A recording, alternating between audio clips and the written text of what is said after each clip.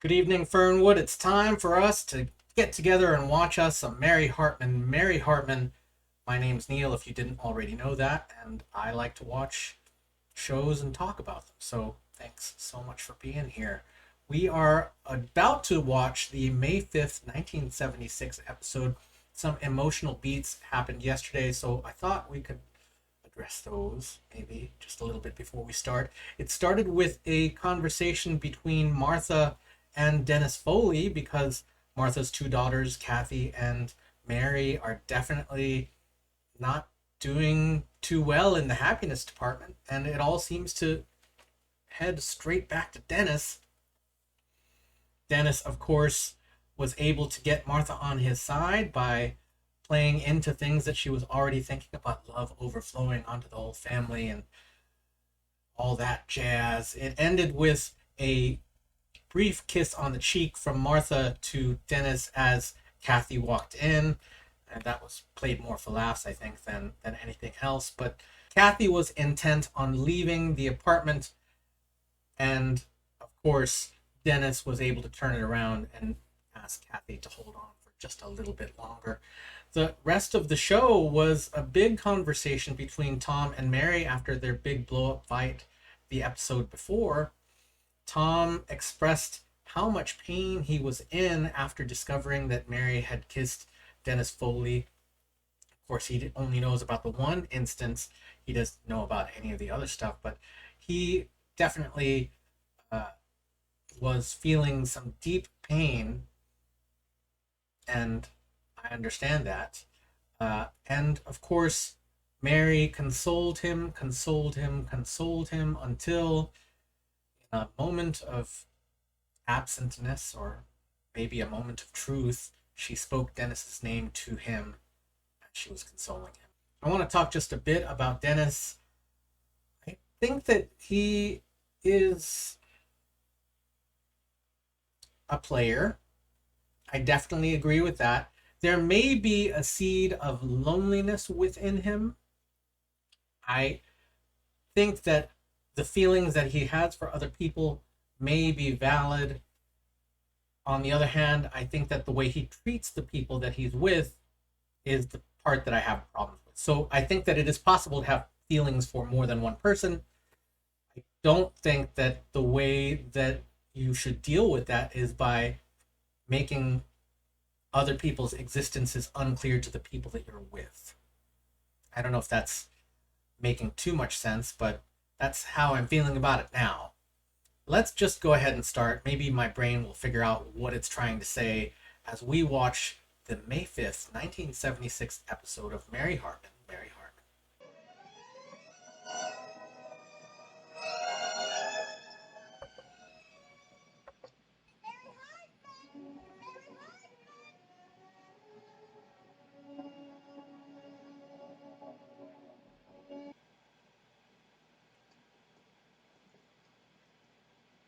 How's it seem?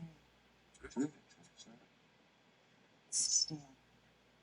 And coffee still, too. Coffee's great, it's great. Mine. What's wrong with this? Guilt. I do not want to talk about it. I don't want to talk about it. Because you're upset No, I do not want to talk about it. about last night. It's got fresh strawberry in it. Last night did make us strawberries in it. It's like the book I read you about a month ago, the Century's Women with Cream. I'm leaving in a trial. Come to think of it, I'm going to try it. All right, would you please? I had to come up with an arrangement. Do you want to try with dentist? No, and I didn't say I did. That's what I thought you did, because you just seemed to be avoiding it. It's very unfortunate what happened last night. Like I called his name, like I swear to you, you told me. I wasn't even thinking of it. Mary, please, come on. Try to eat my syrup, okay? You damn fresh strawberry. Frozen. Just frozen it from a plastic bag. What I find is if I can just open the bag and I just let the strawberries steep in their own natural juices with a little added sugar, they taste fresh. That's why you thought they were fresh. Tell me, I'm sorry, I'm so sorry. Yeah. I don't know about the strawberries and all that does. All right, please. I do not want to talk about Dennis. So you're thinking about it. Only because I'm trying not to think about it. Maybe that explains the look on your face.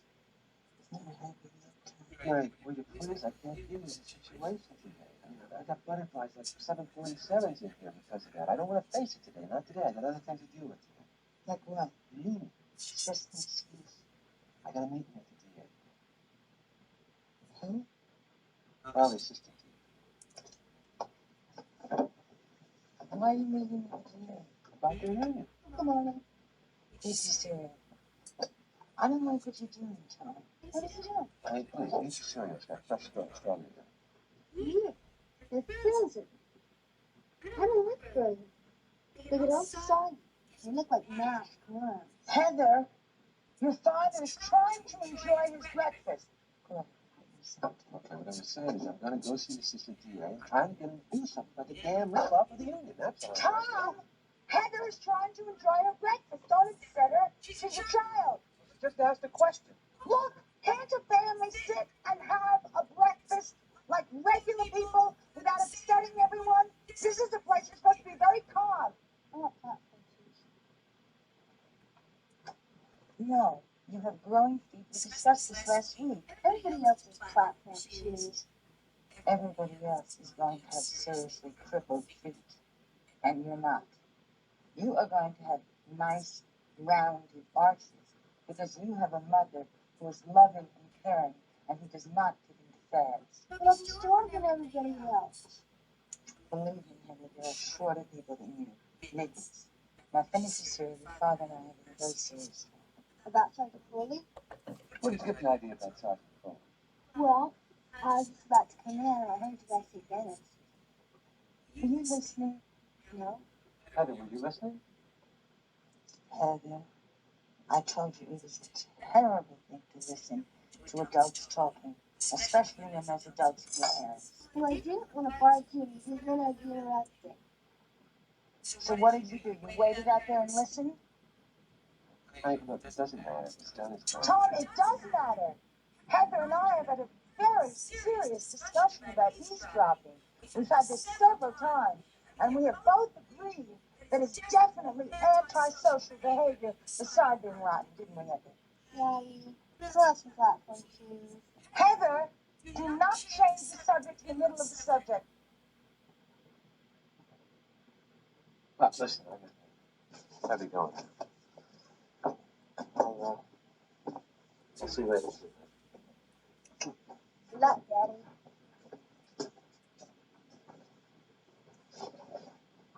Tom, you and sweetheart me.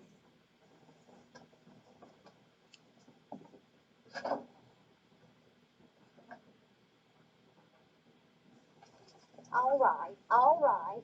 I apologize. I honestly and truly do. Mother, you don't have to apologize. But I'm not sorry. I only did it because I could not stand to see you so broken-hearted. Mother, would you please give me some credit for being an adult? And you give me some credit, too, for having your best interest at heart. Oh, Mom, I do. Oh, thank you. Kathy, I didn't want to inconvenience you. I wouldn't do that for anything in this world. I know, Mama. But you're going to say to me now, Sadly? No, I can't say that. I think Dennis is glad that we have a family. I think he likes that feeling of togetherness, everybody caring for everybody. Mother, if you're trying to get me unmad at Mary, did I mention that? You didn't have to. Well, since she's your only sister and there was no harm done. No. I think you could be a little more charitable. I am charitable. But you have to come to the door and ask. And with one of those cards that says she's not a fraud. Now, Kathy, that is not kind, and I will not have it. Especially when we're going to talk about your surprise show. Well, we're not supposed to talk about shows. We're supposed to have them. I'll get it. All right. I'm Betty McCullough. Who are you? Kathy Shumway. Oh, I'm your new neighbor. Oh, you're the woman we to the service house next door. Come on in. Oh, thank you. Right over here. And sit down. And you come and get you some coffee. Oh, no, nothing, thank you. You have those two sweet sons. The one who chased my granddaughter home the other day, he may not be so sweet. Oh, he is very sweet. How about the other one? Howard? My daughter Mary said that he was very Oh, yes, he is. They're both just adorable boys. Is there anything we could do for you, Mrs. McCullough? Oh, call me Dick, please. And you call me Martha. Why, thank you. Is there anything we can do for you, Daddy? Oh, no, not a thing, really. We're just getting along super fine. But the thing is, I decided to make my way through the neighborhood to, introduce myself, see who all my new neighbors are, and to keep them away from the house. What I mean is, not to just wait around while people come up and introduce themselves while the house is in such a state of chaos. Oh, yes, yes. We know what it's like to move. Exactly. And then, of course, people tend to be, well, too shy nowadays. Also, I did have another reason, which is kind of mysterious and fun. Reason for what? For stopping by, Mom. Right on. You see, I'm a psychic. You're kidding. No. I read astrological charts, numerological charts, palmistry, and card reading. Is that anything like bees or gin Oh, no. Tarot cards. Fortune telling. You mean you can tell the future? I can tell you all about yourself, past, present, and future. And I'm very, very good. All your deepest secrets. I don't know if I want to know what's going to happen in the future, I mean in advance. Oh, I would. Well, then we'll just have to get together for a reading. Now, here's my card, and one for you. Oh, God, isn't that pretty? Pink with purple letters. They're my vibratory colors. Now, I would just like to say up front that I do not charge a fee per se.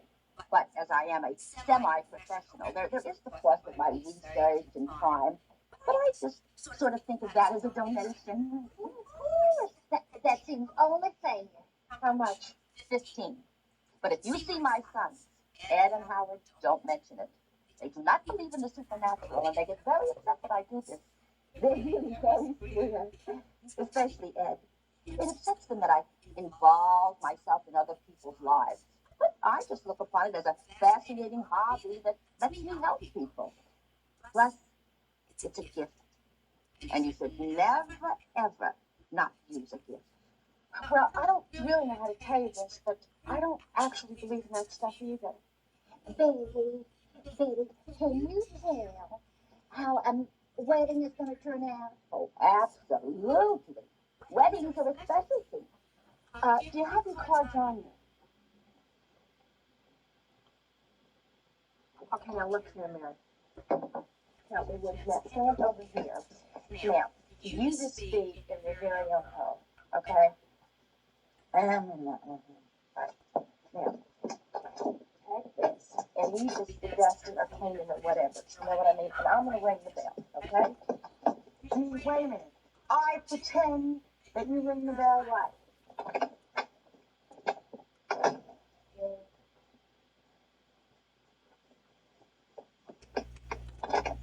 All right, I couldn't hear you. There was no. Ding.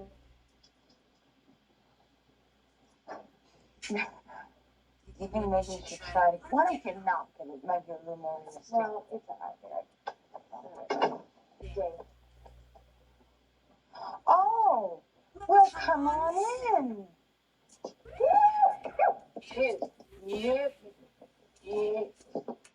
What?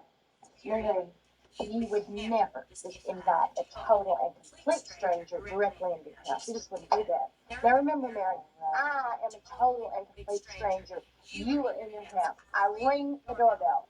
And I try it again. Right. Okay.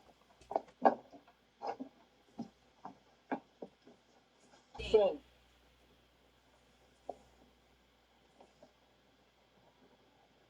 Who is it?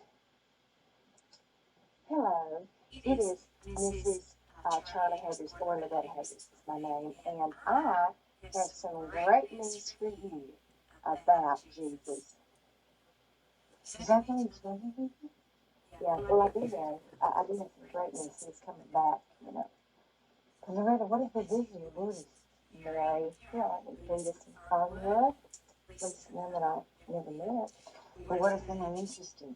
That's the whole point, Mary. See, most folks ain't interested. You know, they're just living their day-to-day lives and everything. What I have to show you here, Mrs. Housewife, is something much more important than your movies or your X-rated TV. Oh, well, we don't want to buy it then. Which is absolutely right, Mrs. American Housewife, because what I have just brought to your door cannot be bought or sold, because it is redemption and peace of mind. Loretta, do you really believe that these pamphlets, Leaflets, no. can do it? Sure, Mary, and you can't say they can't till you've read them. Well, actually, I read one of them. And I read all about, crusading people. But what I remember is they mentioned money an awful lot. Tithing, Mary, it's in the Bible. Tithing.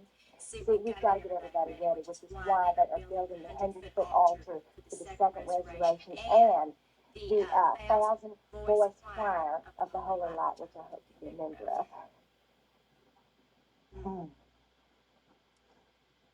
Isn't it easier to go to country and western again? Mary, I can understand this is how I'm going to get to country western again. You see, I was just too proud and I'd forgotten it. What does Charlie think of all this? Well, you won't even read the pamphlets.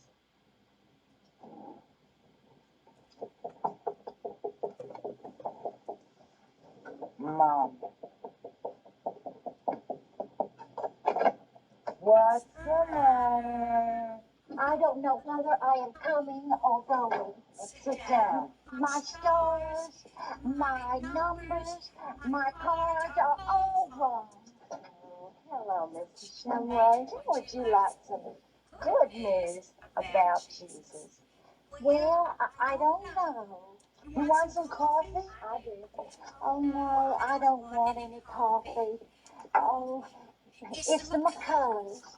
Ed or Howard? No, the mother. Her name is Betty. And she came over to see me. Why did she come over there? She came over there to get Heather. Was Heather snooping in? No, it's astrology and gypsy cards. She's a fortune teller. Do you believe in that stuff? No, no. Gypsies? No, just the mother. She wants to be everybody's child, whatever that is. Oh, she's very strange about it all. It scares me. Well, I'll tell you that strange one is the son. You know, him chasing Heather and everything. Yes, but she was snooping. But I like that other one, the one who came over and apologized. I like Howard. He apologized to the whole incident with Heather. I like Howard. Well, come to think of it, she didn't talk about them, either of them. She didn't even talk about herself. I mean, I asked her. Maybe she's shy. Oh, no, she's not shy. You know what she said? She said she was against having anybody into her house. There really is something very peculiar about that family. I bet you it's them current cards. No, Loretta, tarot cards. Whatever, anyway. The missionary crusade is trying very hard to warn young people against mysticism, which is, of course, as you know, a pagan belief. Is it? It is. And I think that mother and them two sons is proof of it. When you go messing in things that you shouldn't be messing with, you're going to end up serious messed up.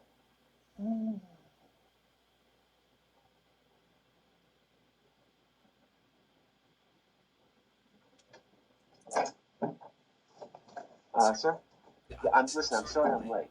Hey, it's okay. It's okay. Jeb Barlow. I'm pleased to meet you. I'm Tom Hartman. Hey, sit up. Yeah, okay. Did you bring all the material we discussed? I got it right here in my lunch bag, right here. Good. Well, I'm just trying to map out some strategy here for my campaign. Campaign? Yep. I've decided to take on the old man, my boss. Time to move up. Well, hey, right now, I'm here to talk about your problem. Oh, my problem? It's not my problem. It's a union problem. Of course. You have my full attention. Mrs. Yeah, I want you to hold all my calls, unless it's the novelty company about the buses. Right. Now. Well, no, it's about the local union, you know, about the ripping off the dues, local 5. Right. You know, I hate to see this working men getting ripped off. You know, my father was in your local. Oh, was he? Mm-hmm. Tell me, what do you think of these? Huh? What happened? Yours truly, addressing junior achievement. You see, we're thinking of these for the bus benches, right?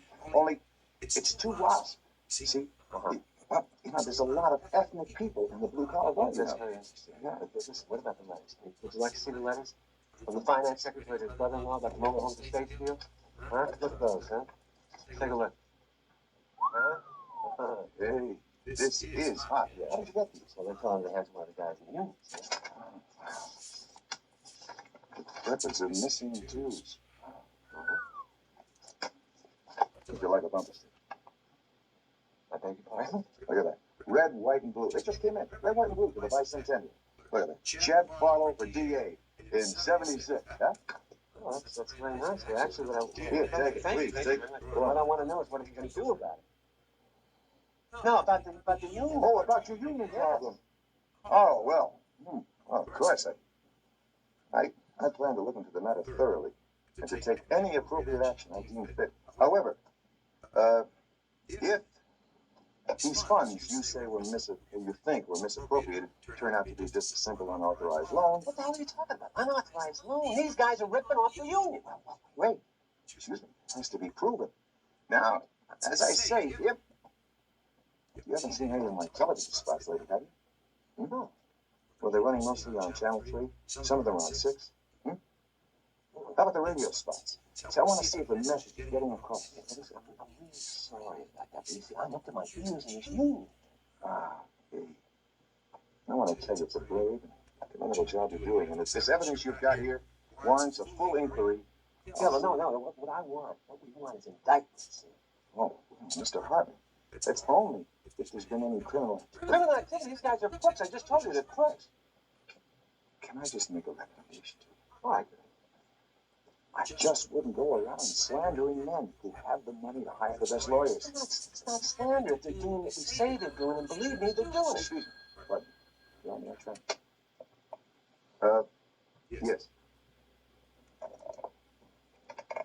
Yes. Yes, I did read this morning's ledger, and I do have several answers to Mr. Brinkley's column, which my campaign manager will be pleased to send over in triplicate. Right. Damn newspapers, they distort everything you say. Well, now, listen, if you want to leave this material with me... Yeah, well, I got to run along the plant, but I want to know if you're going to do anything about it, are you? You can rest assured. I make sure that this will not get lost. Are you sure? I mean, I suppose if you're going to do it, you will. Listen, come on. I'll be in touch with you just as soon as I've had a chance to look over this. All right? Because I think we got to get going on this thing right away. We will. You know, and thank you for coming by. Yeah, you too. And it's been a pleasure meeting you, Mr. Hartman, American. Yeah. Good. Okay. Bye. Barlow, DA, 76.